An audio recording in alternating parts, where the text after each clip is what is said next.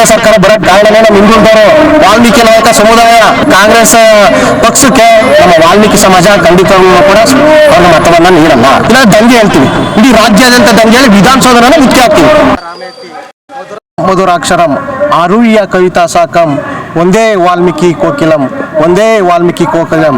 ಈ ರಾಜ್ಯ ಕಂಡಂಥ ಧೀಮಂತ ನಾಯಕ, ಹಿಂದುಳಿದ ವರ್ಗಗಳ ನೇತಾರ, ಸಹಕಾರಿ ಕ್ಷೇತ್ರದ ಧುರೀಣರಾದಂಥ ನಮ್ಮ ಸಮುದಾಯದ ಹೆಮ್ಮೆಯ ಸುಪುತ್ರ KN ರಾಜಣ್ಣ ಸಾಹೇಬ್ರನ್ನ ಏನು ಈ ಕಾಂಗ್ರೆಸ್ ಹೈಕಮಾಂಡ್ ಅವರು ನೋಟಿಸ್ ಕೂಡ ಕೊಡದೆ ಏಕಾಏಕಿ ವಜಾ ಮಾಡಿದ್ದಾರೆ.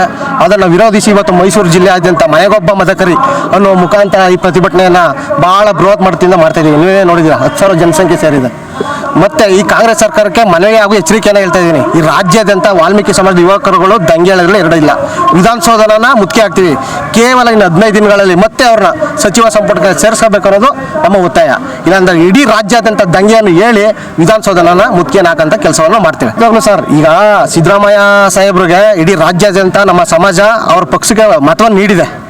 ಮೈಸೂರು ಭಾಗದಲ್ಲಿ ಒಬ್ಬರು ನಮ್ಮ ನಾಯಕ ಸಮಾಜಕ್ಕೆ ನಿಗಮ ಮಂಡಳಿ ಸ್ಥಾನಮಾನ ಕೂಡ ಕೊಟ್ಟಿಲ್ಲ. ಎಲ್ಲ ಕ್ಷೇತ್ರಗಳಲ್ಲೂ ನಾವು ನಿರ್ಣಾಯಕ ಇದ್ದೀವಿ. ಈ ರಾಜ್ಯದಲ್ಲೇ ಅತಿ ಹೆಚ್ಚು ದೊಡ್ಡ 4ನೇ ಸ್ಥಾನ ಇರುವಂಥ ಜನಸಂಖ್ಯೆ ನಮ್ಮ ಸಮಾಜ. ನಿಜವಾಗ್ಲೂ ಕೂಡ ವ್ಯವಸ್ಥಿತವಾಗಿ ನಮ್ಮ ಸಮುದಾಯನ ತುಳಿತಾ ಬರ್ತಾ ಇದ್ದಾರೆ. ಖಂಡಿತವಾಗ್ಲೂ ಪಾಪ ಈಗ ಸಿದ್ದರಾಮಯ್ಯ ಸಾಹೇಬ್ರಿಗೆ ಅವ್ರ ಹೈಕಮಾಂಡ್ಗೆ ತಲೆಬಾಗಿದ್ದಾರೆ ಅಂತ ಅವ್ರ ಮೌನದಲ್ಲಿ ಅವ್ರ ಉತ್ತರ ಗೊತ್ತಾಗುತ್ತೆ. ಅವ್ರು ಯಾವಾಗಲೂ ಹಿಂದುಳಿದ ವರ್ಗದ ಪರ, ಅವರ ಬಲಗೈ ಬಂಟ ಅಭಿನವ ಅರಸು ನಮ್ಮ ರಾಜಣ್ಣನವರು. ಅಭಿನವ ಅರಸು ಸಹಕಾರಿ ಕ್ಷೇತ್ರದ ಧುರೀಣ.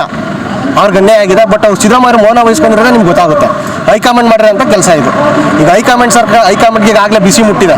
ನೀವೇ ನೋಡ್ರಲ್ಲ, ಸಾವಿರಾರು ಸಂಖ್ಯೆಯಲ್ಲಿ ಈಗ ಸಮಾಜ ಜಿಲ್ಲಾದ್ಯಂತ ಪ್ರತಿಭಟನೆ ನಿಂತಿದೆ. ಇಡೀ ರಾಜ್ಯಾದ್ಯಂತ ದಂಗೆ ಹೇಳಿ ವಿಧಾನಸೌಧನ ಮುಖ್ಯ ಆಗ್ತೀವಿ. ಇನ್ನು 15 ದಿನದಲ್ಲೇ ಮತ್ತೆ ಅವ್ರನ್ನ ಸಚಿವ ಸಂಪುಟಕ್ಕೆ ಸೇರಿಸ್ಕೋಬೇಕು ಅನ್ನೋದು ನಮ್ಮ ಒತ್ತಾಯ ಹಾಗೂ ಎಚ್ಚರಿಕೆ ಅವ್ರಿಗೆ. ಈಗ ಅವರು ಅಮಿತ್ ಶಾ ಜೊತೆ ಕೂತ್ಕೋಬಹುದು ಕಾರ್ಯಕ್ರಮದಲ್ಲಿ, ನಮೋ ವತ್ಸಲ RSS ಗೀತೆ ಆಡ್ಬೋದು. ಅವ್ರಿಗೆ ಕಾಂಗ್ರೆಸ್ ಹೈಕಮಾಂಡ್ ಏನೋ ತಗೊಳ್ಳೋ ನಿರ್ಧಾರನ, ಯಾಕಂದ್ರೆ ನಮ್ಮ ಬ್ಯಾಕ್ವರ್ಡ್ ಹಿಂದುಳಿದವ್ರನ್ನೇ ಟಾರ್ಗೆಟ್ ಮಾಡ್ತದೆ ಆಗ ಕಾಂಗ್ರೆಸ್ ಹೈಕಮಾಂಡ್. ಇವಾಗ ಕಾಂಗ್ರೆಸ್ ಸರ್ಕಾರ ಬರಕ್ಕೆ ಕಾರಣನೇ ನಮ್ಮ ಹಿಂದುಳಿದವರು ವಾಲ್ಮೀಕಿ ನಾಯಕ ಸಮುದಾಯ, ಇಡೀ ರಾಜ್ಯಾದ್ಯಂತ 4ನೇ ಸ್ಥಾನ ಇರೋಂಥ ನಮ್ಮ ಸಮಾಜ.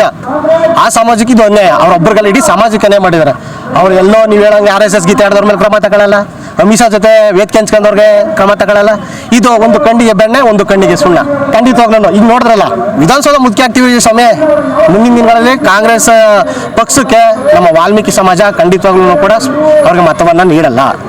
ಮತ್ತೆ ಅವ್ರನ್ನ 15 ದಿನ ಅವ್ರಿಗೆ ಏನಿದೆ ವರದಿಯನ್ನು ಮತ್ತೆ ಅವ್ರನ್ನ ಸಚಿವ ಸಂಪುಟಕ್ಕೆ ಸೇರಿಸ್ಕೋಬೇಕನ್ನೋದೇ ನಮ್ಮ ಆಸೆ. ಇಲ್ಲ ದಂಗೆ ಹೇಳ್ತೀವಿ, ಇಡೀ ರಾಜ್ಯಾದ್ಯಂತ ದಂಗೆ ಹೇಳಿ ವಿಧಾನಸೌಧನ ಮುಖ್ಯ ಆಗ್ತೀವಿ.